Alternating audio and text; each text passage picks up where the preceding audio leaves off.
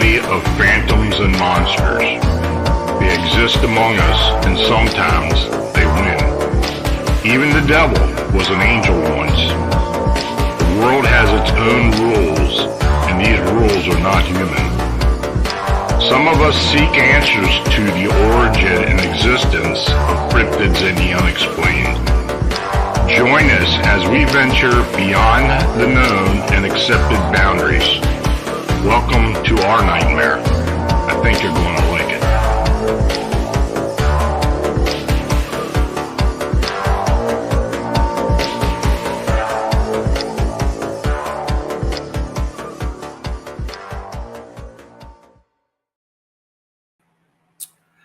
Hey folks, good evening and welcome to Phantoms and Monsters Personal Reports, where I narrate and discuss some of the cryptid and unexplained sightings and encounters submitted to Phantoms and Monsters and the Phantoms and Monsters Fortean research team. So thanks for joining me. This channel is made possible by you clicking the subscribe button and by you sharing our programming. So super chat and super thanks donations are appreciated. As well, the Buy Me a Coffee link and banner are also shown below. So thanks for your consideration. Now, if you're in the chat and you have a question, please use all caps. But wait till I start the last report, and I'll let you know when, and you can start posting the questions so I don't miss anything. So tonight, we're going to be discussing Skinwalkers. You know, I get questions about Skinwalkers all the time. There's seems to be some question as to what they are. People, a lot of people just don't really get the concept of these things.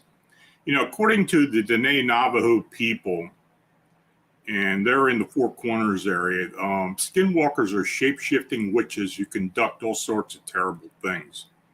These beings can make people sick and commit murders, actually. They are graverobbers and necrophiliacs. They are greedy and evil entities who must kill a sibling or other relative to be initiated as a skinwalker. They supposedly can turn into weird animals and can travel in supernatural ways. An anthropologist of Navajo Nation Historic Preservation Department explains skinwalkers are folks that possess knowledge of medicine both practical, like healing the sick, and spiritual, maintaining harmony. And they are both wrapped together in ways that are nearly impossible to untangle. Now, these medicine men train over a period of many years to become full-fledged practitioner in the mystical rituals of the Diné Navajo people. The medicine men are shown themselves to be effective in treating a range of ailments according to U.S. Public Health Service. But there is also a dark side. Witches follow some of the same training and obtain similar knowledge as their more benevolent colleagues, but they supplement both with the pursuits of dark arts or black magic. Now, by Diné Navajo law, a known witch has forfeited its status as a human and can be killed at will. The assumption is that a witch, by definition, is evil. Now, the cautious Diné Navajo people will not speak openly about skinwalkers, especially with strangers. And because they do so might invite the attention of an evil witch. And after all, a stranger who asks questions about skinwalkers just might be one himself looking for their next victim. Now, I have been very fortunate to become acquainted with many of the people who live on the Diné Navajo reservation, and that's northern New Mexico and into Arizona. I used to work alongside of J.C. Johnson, and he lived on the res for a while. But, you know, I got to talk to a lot of people over those years, and I still get people sending me things. It's mostly the younger folks. The older population of the tribe will not talk about it for the most part. They're just scared, and I can understand why. You know, after you hear some of these accounts, I think you understand why they are hesitant. So the first report. This is what I received. I tried to read about skinwalkers and or Navajo witches whenever I hear of any articles or books about them. Now, when I was a little girl traveling with my family on vacation, we came across something strange that had to have been a skinwalker or Navajo witch. It was 1967 or 68, and we were driving from California to Arkansas to visit family. And on the way to Arkansas, we were on Route 66 outside Albuquerque, New Mexico. And we had stopped at a rest area so my dad could sleep. It doesn't happen often now, but back then a lot of people used to stop and sleep in rest areas. It was the middle of the night, and something startled my father awake. He woke up and was extremely scared and nervous. He was trying to figure out why he woke up and why he felt scared when he saw a man crossing the desert. He said that he almost couldn't take his eyes off the guy, because even though the man was kind of far out there, something was wrong. The man was walking towards the rest area from out in the desert. As he got closer, my father saw what was different about him. The man had a fur skin thrown over his shoulders. As he walked, his feet were not touching the ground. He passed right beside our car and looked my dad in the eyes. My dad said that all the hair on his body stood up. He immediately started our car and drove away as fast as he could. It was later that we found out that some crazy guy came into the same rest area the very same night that we were there and shot a bunch of people. From what I was told, some of the people were killed. I was a little girl, 3 or 4 years old. I was asleep when it all happened, but we never stopped in New Mexico after that. Every year we went to Arkansas to visit family, and we never stopped in New Mexico again. We always drove straight through, and that lady's name was Nina. Now she wasn't a member of the tribe. She was just someone traveling through it. So the next account came from a man who's with friends on a mesa outside of Albuquerque, New Mexico, when he encounters a coyote that stands on its back legs and seems to transform into a native man. Now, this account actually came from J.C. Johnson's files, and he said he gave it to me. In 2004, I was out with some friends on the mesa outside of Albuquerque, New Mexico.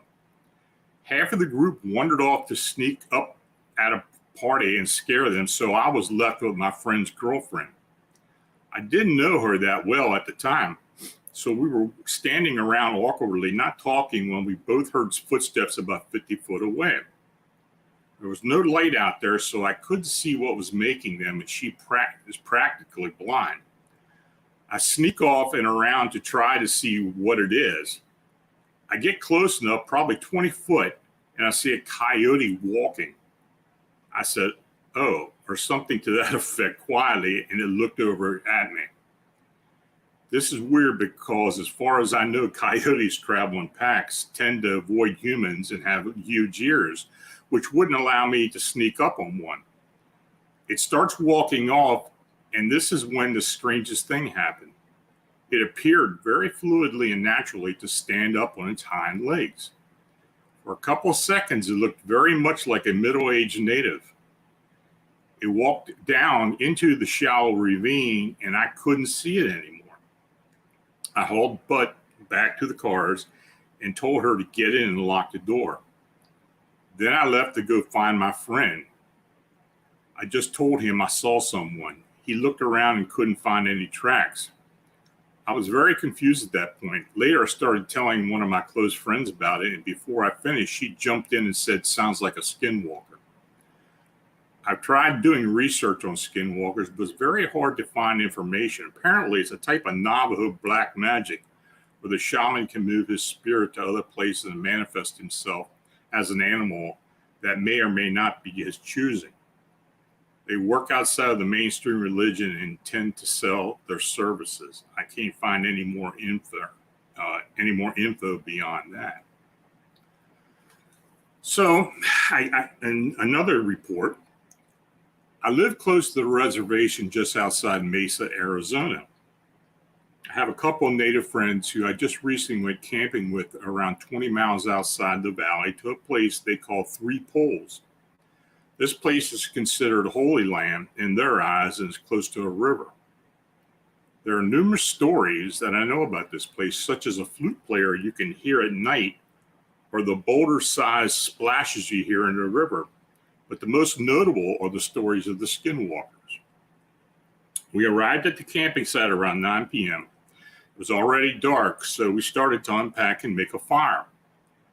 Once that was done, my native buddies put up the barriers and puffed the smoke of tobacco upon us as a personal barrier.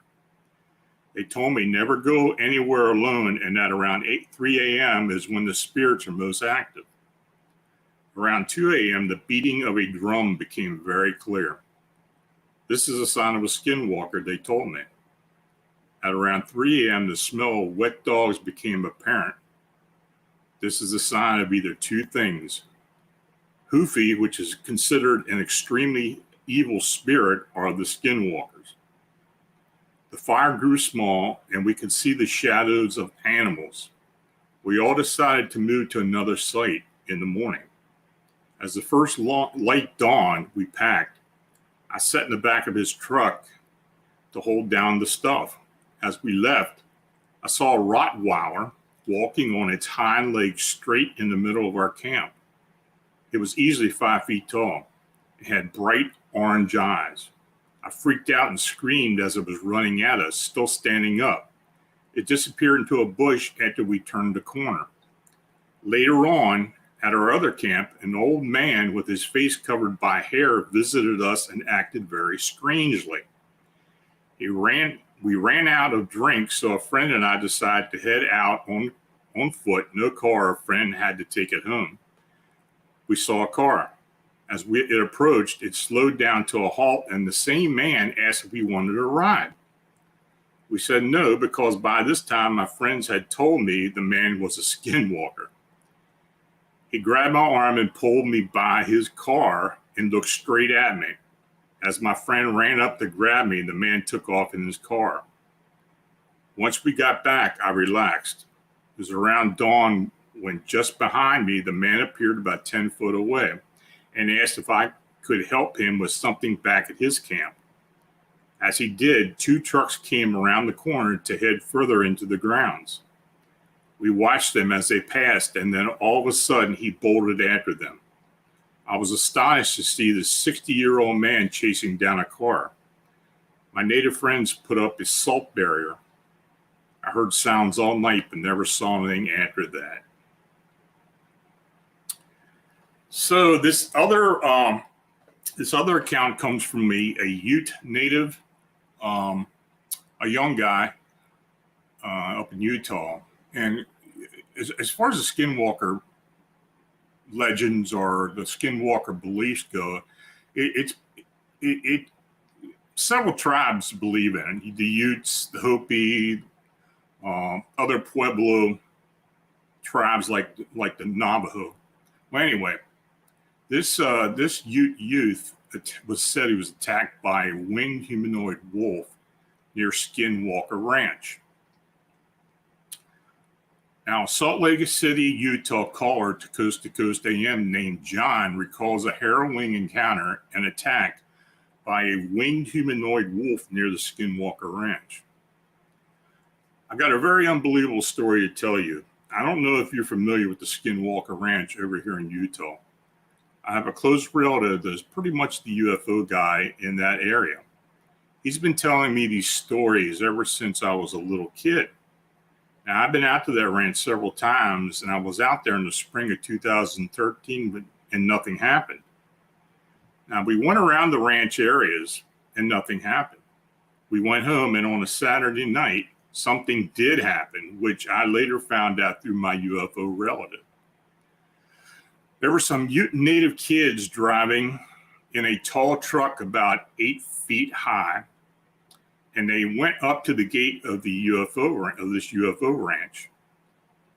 They said that they saw an orb of light appearing in the window off or above the gate, and I guess they turned on their lights or they turned on the engine because they got scared. Then it had an even brighter light, and it went over the truck and these kids. Well, something hit their truck. These kids got scared, so they went down the road on the main road, and they got out, which is, I'm guessing, about 3/4 of a mile. They got out to look at the damage done to the truck, and for some reason, the driver decided to be the passenger, and then the passenger was the driver. Apparently, there were some girls with them in this truck. Well, once they got back to the truck, this is where it gets very unbelievable. A creature grabbed this kid, who was the driver and now the passenger, and pulled him out of the truck. It threw him around like a rag doll, bit him in the butt several times, and clawed him. Long story short, somehow this kid got back in the truck, and one of the kids took a picture of this creature. Now, no image was provided, but they got scared. They were able to get back in the truck, drove down the road, and talked to the Ute Indian police about it.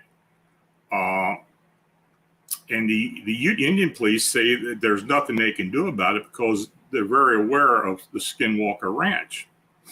So the next day, which would be Sunday, they contacted my UFO relative, and he went down there to investigate. Meanwhile, there was a shaman's wife, and the shaman was there blessing the kids that were involved in this.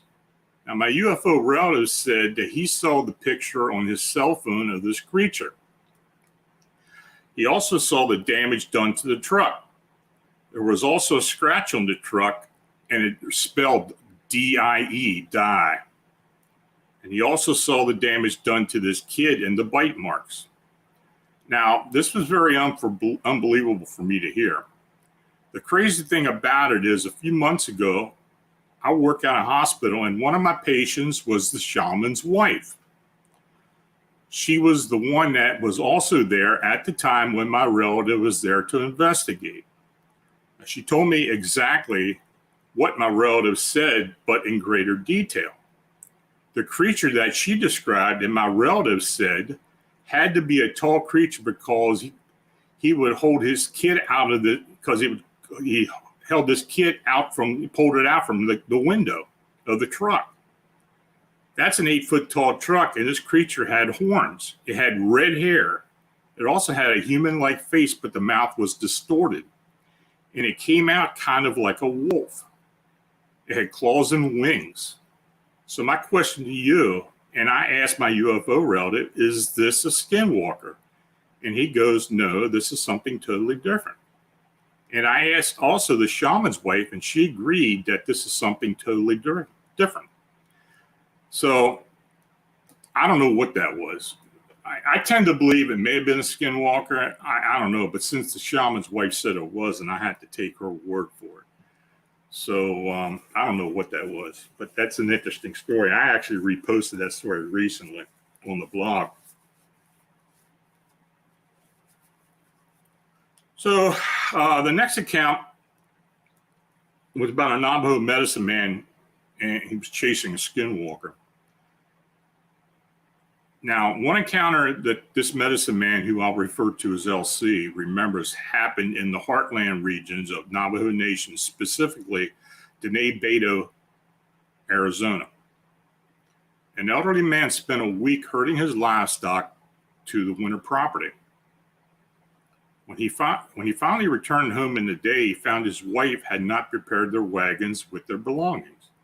But seeing her rifle and horse were gone, he thought she must have been getting supplies or going to visit other nearby relatives they know in the rural region. Now, times back in the day, Navajo kept busy all day, much like ranchers and farmers. They were always cautious of strangers, and burglarizing and ransacking of property was common, but low. Land tracking was very common skill before it wasn't. He then noticed nothing was disturbed or out of the ordinary for them, but he had a feeling his wife went to a nearby friend's. Now, his gut feeling was right, and he found out that his wife was there. But he also asked why she left their place with their valuables and wagons unguarded. She told him the following: one of the goats came back and only stood in one direction. With a stick in hand, she attempted to snap it out of whatever trance it was in. It screamed and dropped dead. She thought it could be ailments of termites in its horn eating away at its brain. She didn't want to waste whatever was salvageable. She butchered the goat and hung its wool skin to dry in the sun. She placed the still intact headless goat in the back of one of the wagons. Now, as she went about finishing her chores to pack the wagon, she heard a rattling outside. Thinking it was a rattlesnake on the property, she went to find out, but came to notice the sheepskin was gone. Thinking that someone was on the property and trying to rob them, she went into the hogan to get her rifle. Gun at the ready, she didn't get far before noticing that the goat skin was dragging on the ground. Thinking it was animals instead, she followed the dragging trail and kept an eye out for an animal in the distance. Instead, she noticed, not far ahead, the skin hide was dragging itself, gliding over the ground. She shot at it more than several times, but it kept going towards some washes in the land with hilly terrain. Unsure of what she had seen, she decided not to stay the night and left to go to the neighbors. Hearing this, the husband had her and the neighbors go find the local medicine man common in the area. Would it be a couple of days? Returning with the elderly medicine man, 3 men accompanied him. The wife then showed them where she stopped following the skin, and they went on from there.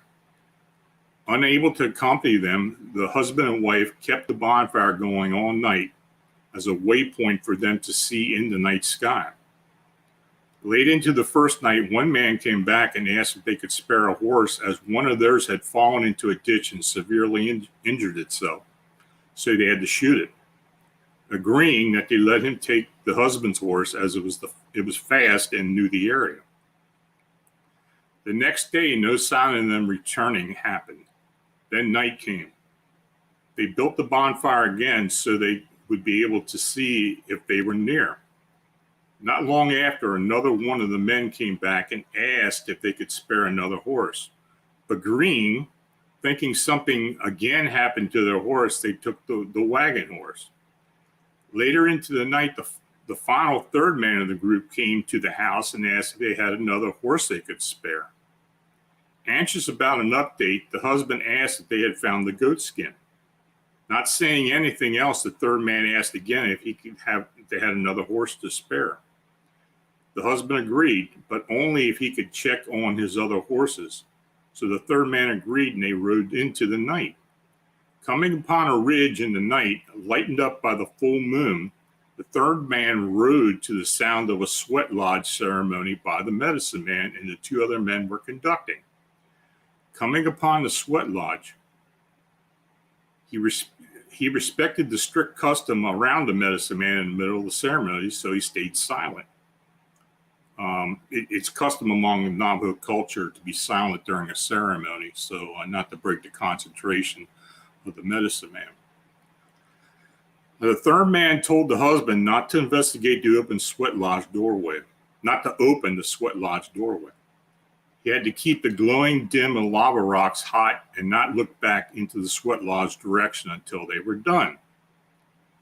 He sat there with a low dim fire and kept the rocks hot, listening to the chanting.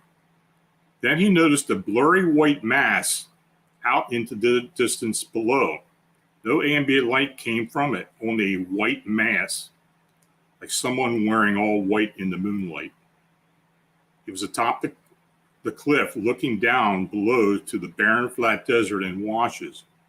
He saw it darting left and right, going into washes and coming out, going hundreds of feet in no pattern, faster than a horse can run, and way faster than anyone could run themselves. Twilight was coming up, and the white mass disappeared into a wash to his right and never came back out. He observed everywhere below to see where it was and still listened to the song of the medicine man and his assistant as they were singing. He could hear the heavy footsteps of his wife's horse. He did as he was told and didn't turn around once to check on the horse. But then the heavy horse studs got closer to him in a rhythm of 2, like someone walking, and he was on a high alert to turn around. He felt a hard clutch on his shoulder. He screamed and cried out in agony, yelling, and was ready to fight whatever it was in the night. But it was just the old medicine man. The husband was frightened by feeling such a strong, heavy presence. The old man asked what he was doing far out away from his home. Confused, he said he came along with one of the old man's assistants to check on his horses, but instead he made him the fire watcher. The old man, with concerns, said that he had seen the goat skin and they were chasing it into washes to trap it in the high sand walls, but had killed two of his men the first night when they entered the wash by collapsing the side walls when they got close to the goat skin on the ground. He and his last assistant went on to trap it in the cliff sides during the next day, but couldn't get to the top of the cliff to where it was at. So he went ahead and his last assistant stayed where it was last seen below. He went along and around the cliff sides to find a trail up, but that took most of the day and he came upon the husband. He followed the smell of a dead animal and saw scattered flesh and blood, then heard drumming ceremony in the night. He couldn't tell where it was until the sky lightened up the early morning coming. Then he finally saw him there sitting near the edge of the cliff. Thinking he was being tricked, the husband opened the makeshift sweat lodge doorway.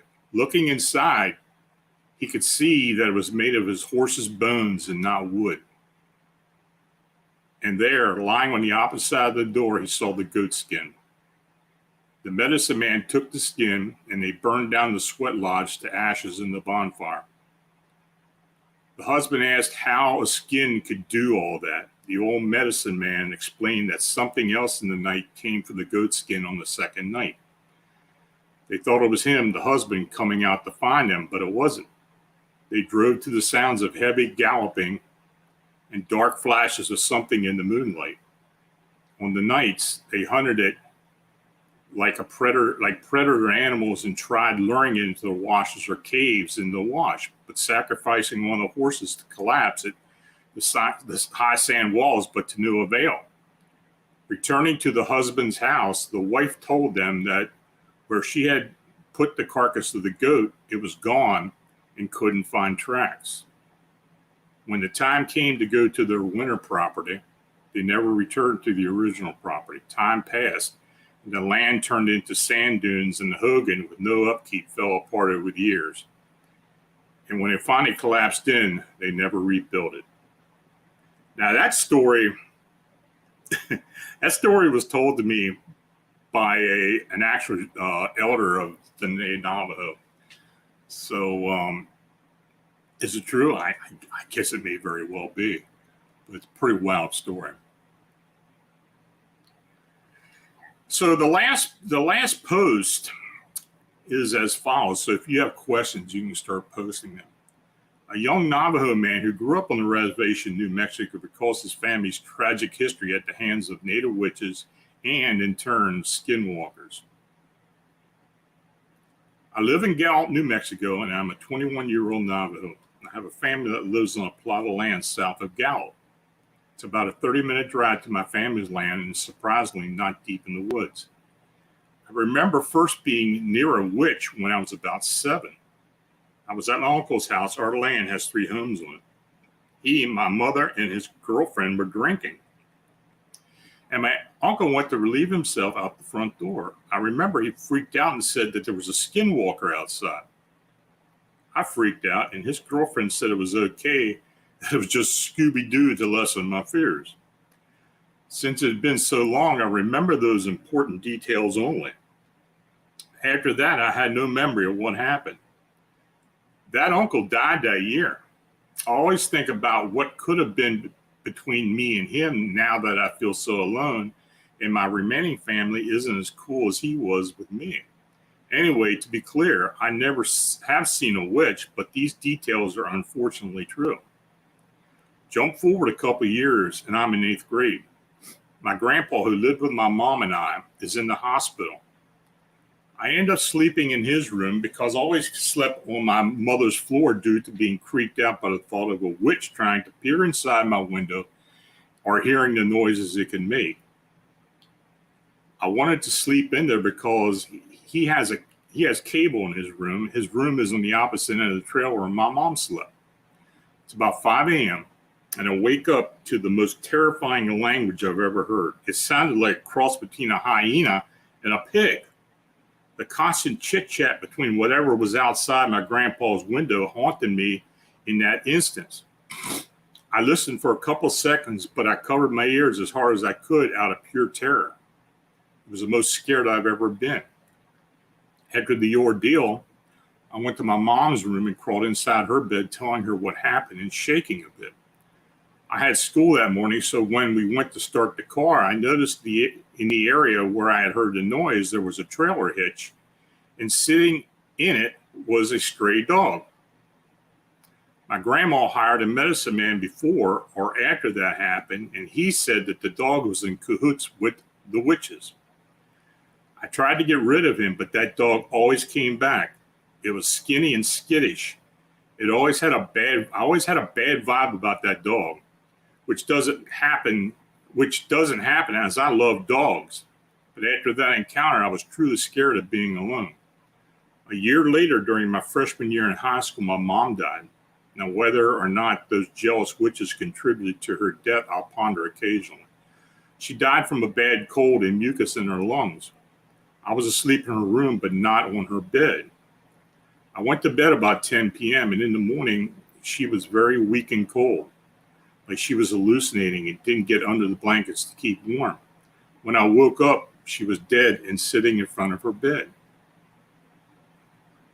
That day changed my life completely, as I've never stayed at the house regular since she died. I am staying with my dad now in town, and my grandpa said our family may be an active target of those evil witches.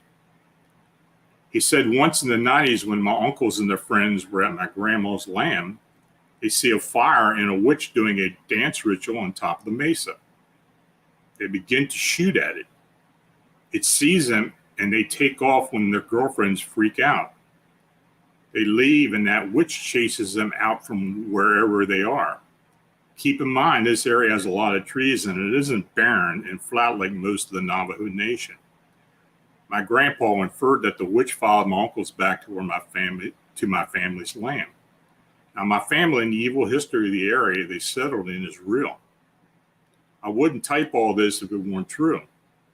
I don't like fake paranormal stories, and you wouldn't either. The paranormal was just a footstep away. After all the damage these witches had done, no one wants to talk about it or do anything about them. What is there to do? It's been 6 years now since my mom died, and each day is a day I inch further away from my small memories of her. So, folks, that's it. I mean, I've got other stories as well. I probably get hundreds of them, and I may actually do some more later down the road. So let me dig through here and see what we've got, question-wise.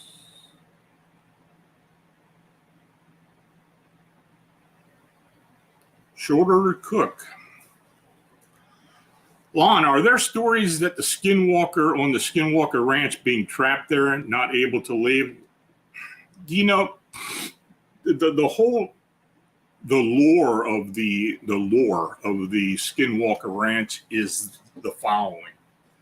Apparently, the Navajo people lived up in that area of Utah, which is the northeast area of the state. And they were actually run out of there. I mean, from what is told, they were run out of there by the Utes. And before they left, they supposedly cursed the land. And when they cursed the land, they said to have left the Skinwalker there. Now, is that true? I don't know. That's the lore. That's the whole story about how it became called the Skinwalker Ranch, or that area around there. But that area where the ranch is, there's a lot that goes on around there. I've had a couple stories surrounding that area from other Native people.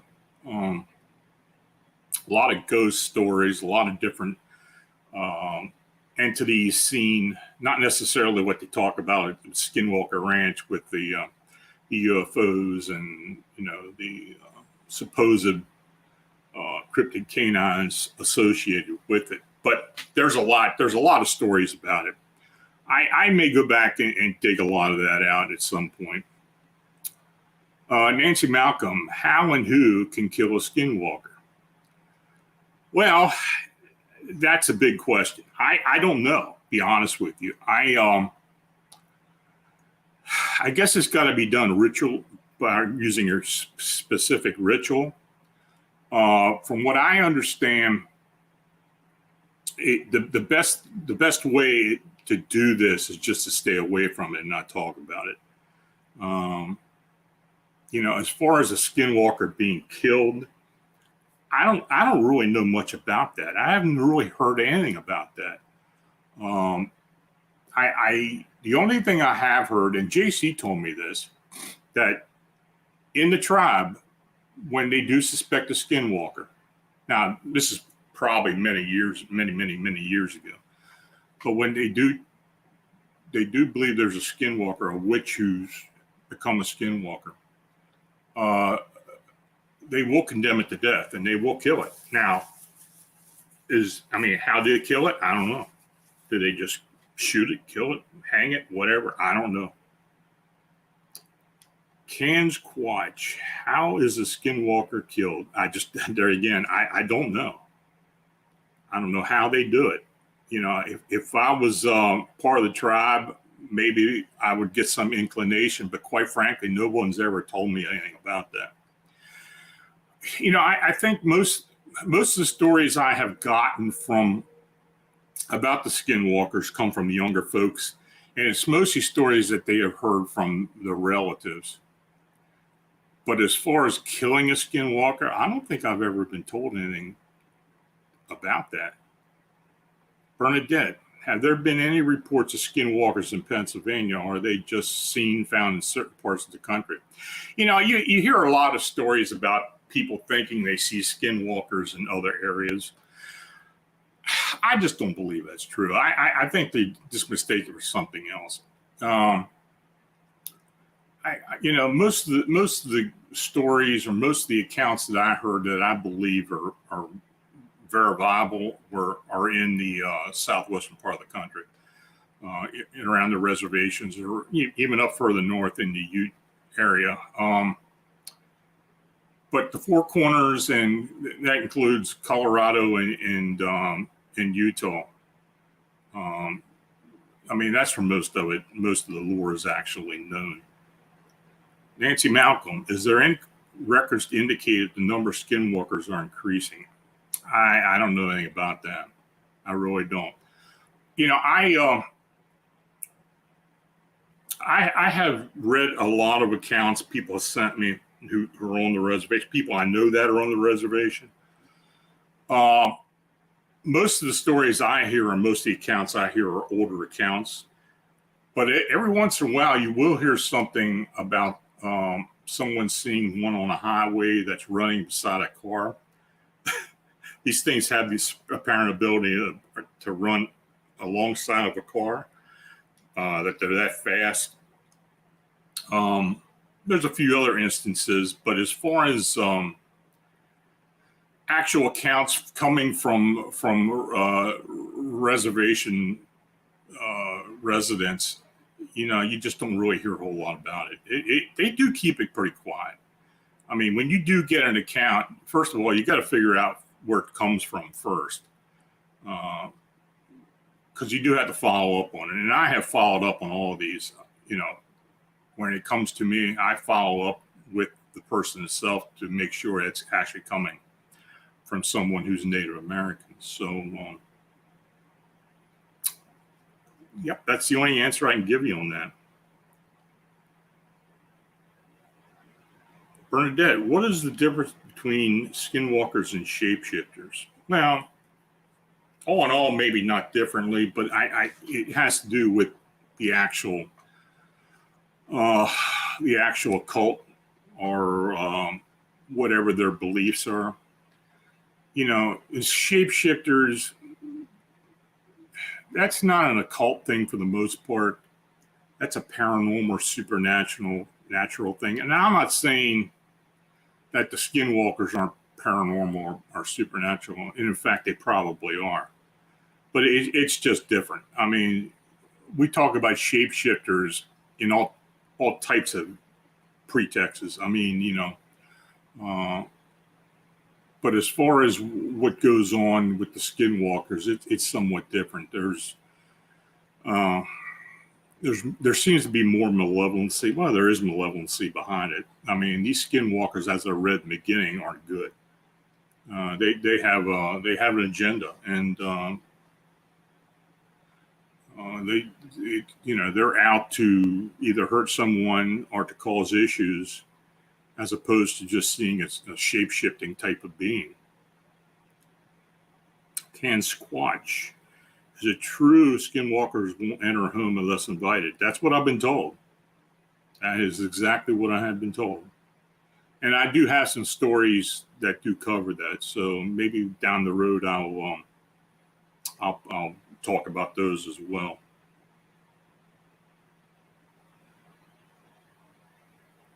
Okay, folks. Well, thanks for each and all you for watching and chatting. And if you make a donation, it's truly appreciated. You can still make a donation after the show with the super thanks.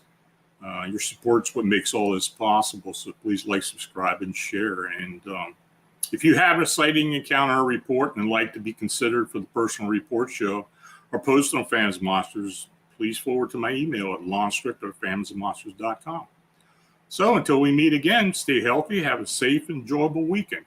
Good night.